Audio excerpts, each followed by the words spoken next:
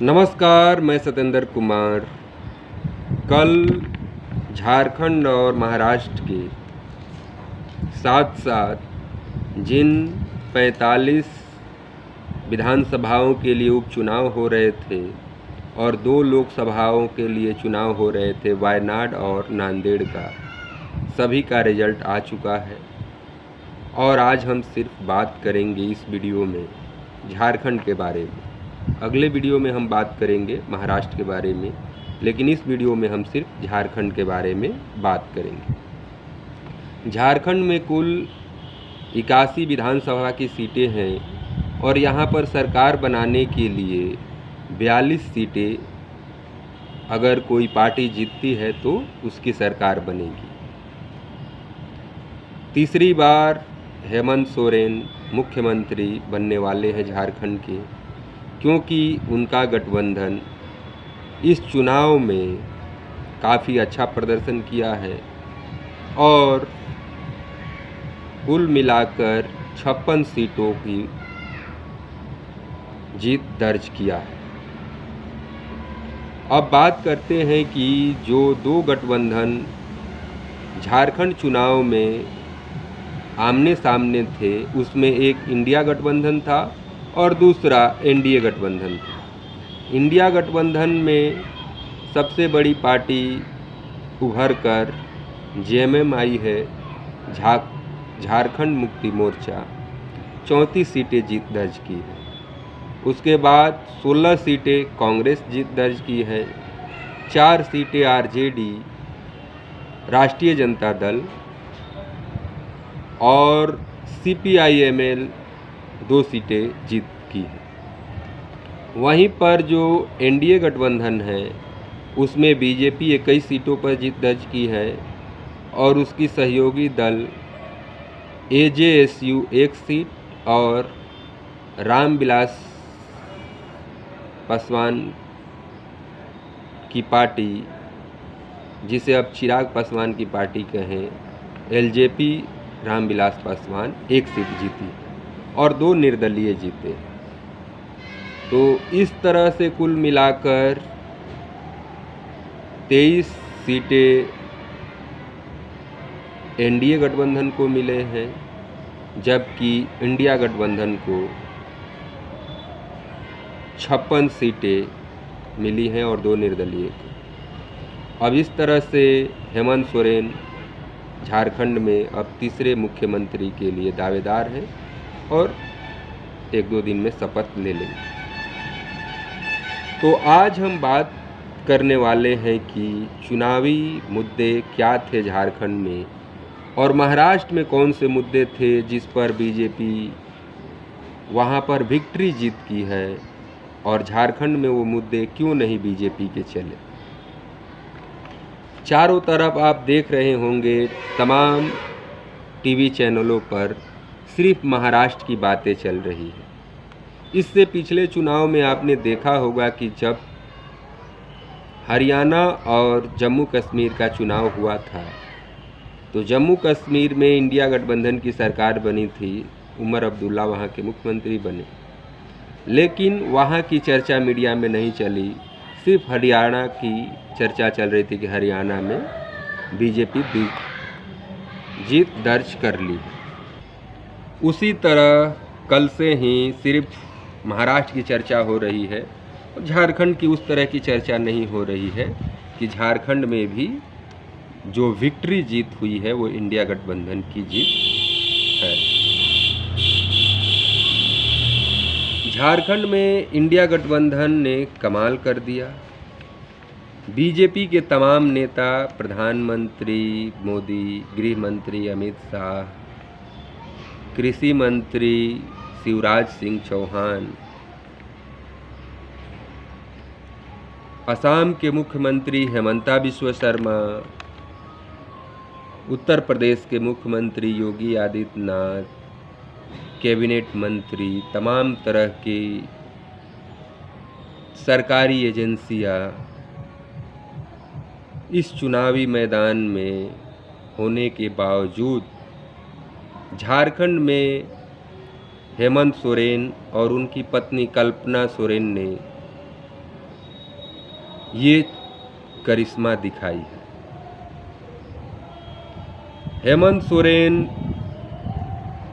झारखंड में अपने हिम्मत से इस चुनाव को लड़ रहे थे, वहीं बीजेपी धन बल कोई भी संसाधन नहीं रहने के बावजूद भी हेमंत सोरेन मैदान में डटे रहे और चुनाव परिणाम को बदलने में कामयाब हो गए। तो आज हम उन बातों को भी आपको बताएंगे जिस पर ये भारत की मीडिया कभी चर्चा नहीं करेगी। बीजेपी चुनावी सभाओं में हेमंत सोरेन और कल्पना सोरेन को बंटी और बबली कहा करती थी, लेकिन बंटी और बबली मिलकर बीजेपी की खाट खड़ी कर दिए और बीजेपी के तमाम कोशिशों के बावजूद बीजेपी की झारखंड में सरकार नहीं बनने दी। बीजेपी समझ ही नहीं पाई कि कल्पना और हेमंत सोरेन की रणनीति। हेमंत सोरेन को जेल जाने के बाद कल्पना सोरेन राजनीति में आई, जो इस चुनाव में बीजेपी का हार का सबसे बड़ी कारण बनी। झारखंड के पूर्व मुख्यमंत्री रघुवर दास को 19 के चुनाव में हारने के बाद उन्हें उड़ीसा का राज्यपाल बनाया गया ताकि चारों तरफ से झारखंड को घेरा जा सके। एक शक्तिशाली नेटवर्क बीजेपी के द्वारा बनाया गया, मगर ये काम इस चुनाव में नहीं आया। हालांकि रघुवर दास की पत्नी विधानसभा की चुनाव जीत गई। झारखंड में बीजेपी ने अपनी पूरी ताकत लगा दी। बटोगे तो कटोगे के नारा योगी आदित्यनाथ, जो यूपी के मुख्यमंत्री हैं, काफ़ी ज़ोरों शोरों से झारखंड के चुनावी मैदान में उठाते रहे। यहाँ तक उन्होंने कह दिया कि अगर इस चुनाव में बीजेपी की सरकार नहीं बनती है तो आप शंख नहीं बजा सकते हैं, घंटी नहीं बजा सकती हैं। उसके बावजूद भी परिणाम आप देख ही रहे होंगे। वहीं प्रधानमंत्री नरेंद्र मोदी अपने भाषण का स्तर इस तरह गिरा दिए कि वो अपने चुनावी भाषणों में कह रहे थे कि आपकी बेटी को लूट लेगा, आपकी रोटी को लूट लेगा, आपकी माटी को लूट लेगा, एक रहिए तो सेफ रहिए। लेकिन ये नारा प्रधानमंत्री का झारखंड में नहीं चला। बेशक देवेंद्र फडणवीस महाराष्ट्र में इस नारे को जीतने का मुख्य बात बता रहे होंगे कि प्रधानमंत्री का नारा एक रहोगे सेफ रहोगे, इसी से हम महाराष्ट्र में चुनाव जीत गए। लेकिन वो नारा झारखंड में क्यों नहीं चला? झारखंड में बीजेपी ने अपनी पूरी ताकत लगा दी, लेकिन रिजल्ट उसके मन मुताबिक नहीं आया। हेमंता बिस्वा शर्मा और शिवराज सिंह चौहान को बीजेपी ने झारखंड में चुनावी प्रभारी बनाया था, लेकिन हेमंता बिस्वा शर्मा ने भी कुछ खास कमाल झारखंड में नहीं किया। टीवी पर महाराष्ट्र की सिर्फ बातें हो रही हैं, लेकिन झारखंड की नहीं। क्यों झारखंड की बातें नहीं हो रही है, ये सोचने की बात है। हेमंत सोरेन और कल्पना सोरेन इस चुनाव में दोनों ने अलग अलग 90 से अधिक रैलियां की। अपनी पार्टी के लिए ही नहीं बल्कि इंडिया गठबंधन के हर सीटों पर उन्होंने प्रचार करने की कोशिश की और कईयों पर किया भी। महाराष्ट्र में बुरी तरह से इंडिया गठबंधन हार गई, आपने देखा होगा।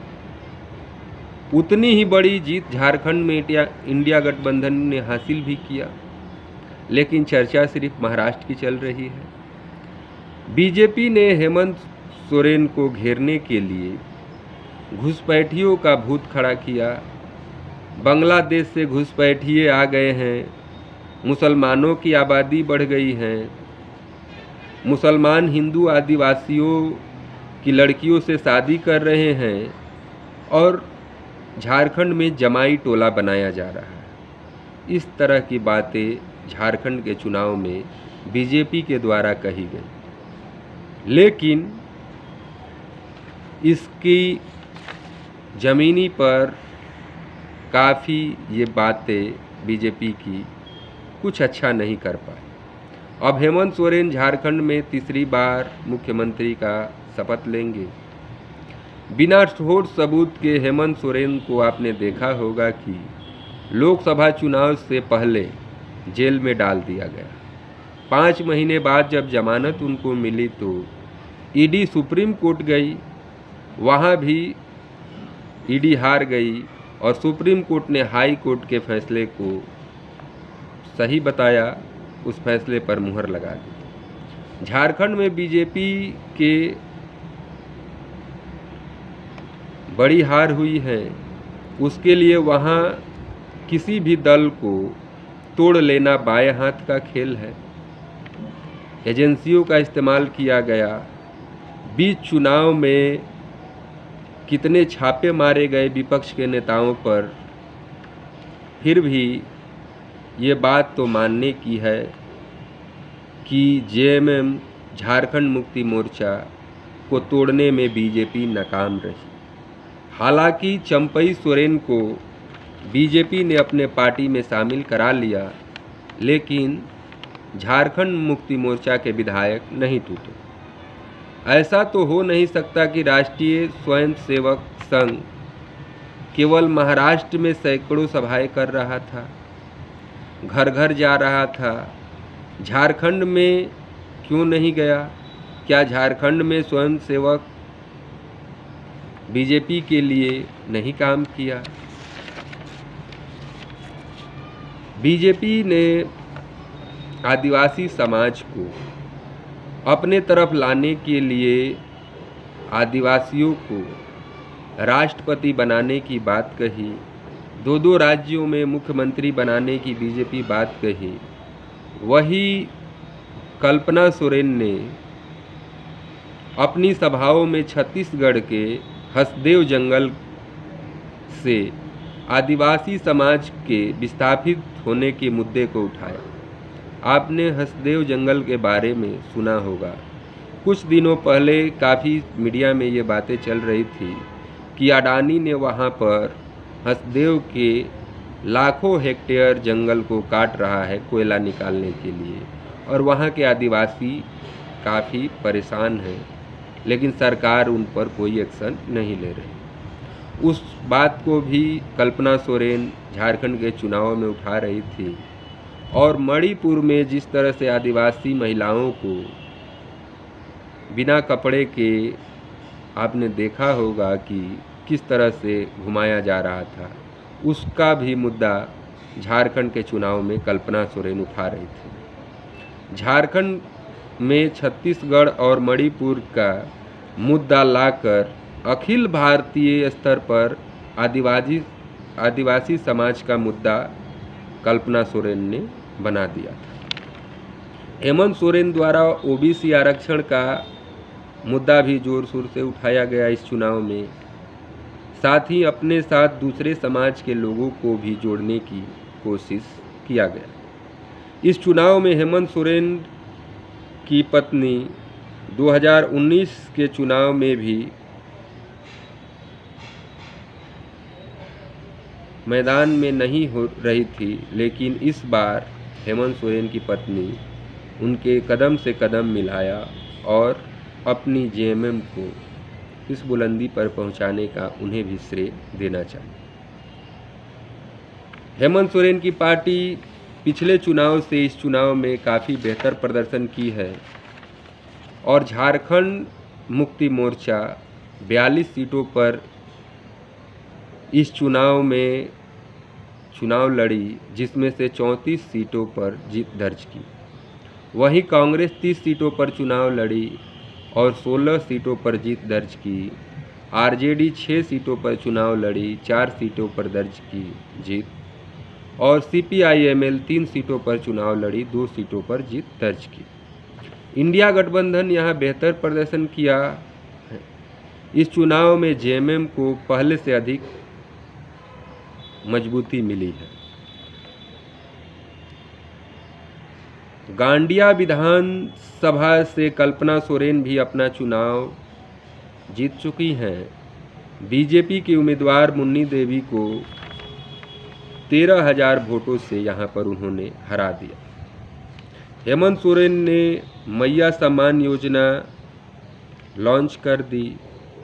मतदान से पहले 50 लाख महिलाएं माताओं के खाते में 4,000 रुपये जा चुके थे। दिसंबर में इस राशि को 2,500 रुपये प्रति माह कर दी जाएगी, इसका भी फैसला हो चुका था।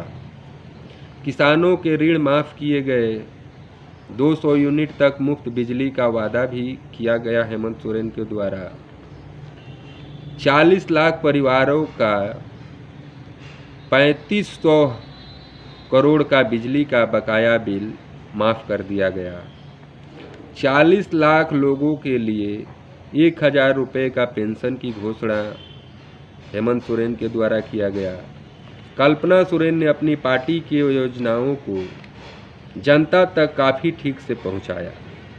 संथाली हो, बांग्ला हो, हिंदी हो, हर भाषा में उन्होंने भाषण दिए और अपनी पार्टी की योजनाओं को जनता के बीच पहुंचाने में काफ़ी सफल रही।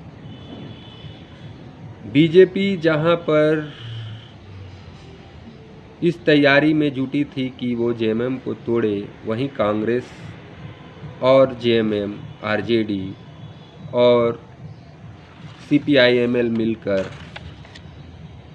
लोगों को जोड़ने की बात कर रहे थे और जोड़कर इस चुनाव को जीतने की तैयारी कर रहे थे। आप प्रचार नहीं कर सकते हैं इस चुनाव में, इस तरह की भी बातें ज़ोरों शोरों से उठाई जा रही थी, लेकिन फिर भी इस तरह का प्रचार, हेट स्पीच की बातें बीजेपी के द्वारा कही गई, लेकिन चुनाव आयोग खामोश रहा। अब तो परिणाम आ गए हैं, अब क्या आयोग कार्रवाई करेगा और उसका कोई मतलब भी नहीं रह जाता है। जहां तक कांग्रेस की बात कही गई, कांग्रेस ने इस चुनाव में उस तरह के इसके बड़े नेताओं ने प्रचार नहीं किया भी तो उन्हीं सीटों पर किया जहां पर उनके कांग्रेस के उम्मीदवार थे, न कि इंडिया गठबंधन के उम्मीदवार थे। लेकिन वहीं दूसरी तरफ हेमंत सोरेन और उनकी पत्नी कल्पना सोरेन इंडिया गठबंधन के सीटों पर भी प्रचार प्रसार किया और इस तरह का बेहतर प्रदर्शन झारखंड में किया गया। महाराष्ट्र में कहा जा रहा है कि कांग्रेस लोकसभा के मुद्दे को ही दोहरा रही थी, जबकि बीजेपी स्थानीय मुद्दों को उठा रही थी। क्या बीजेपी झारखंड में स्थानीय मुद्दों को उठाना भूल गई? सवाल है कि नहीं है। महाराष्ट्र में बीजेपी ने जनता से कनेक्ट कर पा रही थी, तो झारखंड में क्यों नहीं कनेक्ट कर पा रही थी? यह भी कहा जा रहा है कि महाराष्ट्र में जो बीजेपी का लाड़की बहना योजना है, उसी ने उसको चुनाव जितवा दिया, और हेमंत सोरेन की जो मैया सम्मान योजना है, वो हेमंत सोरेन को चुनाव जिता दिया। 2 राज्यों के नतीजे जो आए हैं, इसको आप देखेंगे तो इससे स्पष्ट नहीं होगा कि मैया सम्मान योजना ही झारखंड में चला है या लाड़की बहना योजना ही महाराष्ट्र में चला है, जिसके सहारे दोनों जो सरकारें थीं एक बार फिर अगले टर्म के लिए चुनी गई। तो आज इतना ही। नमस्कार, जय हिंद।